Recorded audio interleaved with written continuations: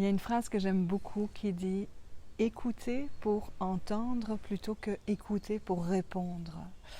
Et souvent, en fait, on peut observer dans des discussions, dans des interrelations entre deux personnes, que l'écoute est axée sur à quel moment dans ton discours je peux rebondir sur quelque chose, à quel moment je peux ramener mon histoire dans ton histoire pour dire « ah oui mais moi aussi, ah ben non justement moi pas, je suis d'accord, je suis pas d'accord » et on va argumenter et tu penses pas que tu aurais dû et tu penses pas qu'il faudrait et non c'est pas vrai, je vais me justifier, je vais répondre, je vais vouloir argumenter, je vais ramener la personne dans mon histoire et mon point de vue. Dans écouter pour entendre et du coup, je vais interrompre aussi, écouter pour répondre. Il y a cette idée de dès que j'ai un truc à dire, je vais intervenir dans ta phrase, dans ton discours pour avoir quelque chose à dire. Dans écouter pour entendre, il y a cette volonté de laisser parler l'autre jusqu'au bout et d'aller entendre au-delà de ce qui est dit. C'est-à-dire que souvent, ça démarre par une anecdote.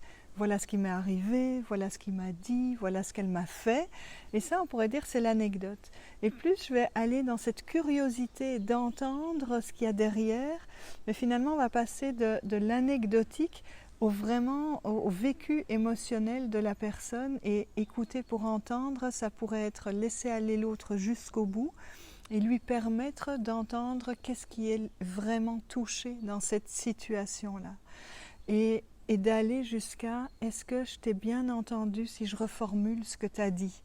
Et quand je reformule, quand je fais de la restitution, quand je pratique cette écoute en miroir dont j'ai parlé dans d'autres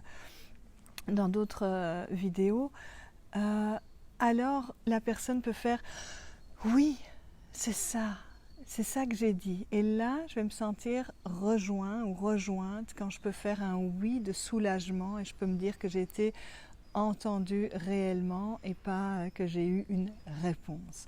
Donc voilà, petit conseil, si vous avez envie d'écouter pour entendre, eh bien laissez l'autre aller jusqu'au bout, peut-être questionner, mais vraiment pour aller, pas dans le sens de votre curiosité, mais dans le sens du propos de la personne pour lui permettre d'aller plus loin dans ses couches profondes à elle.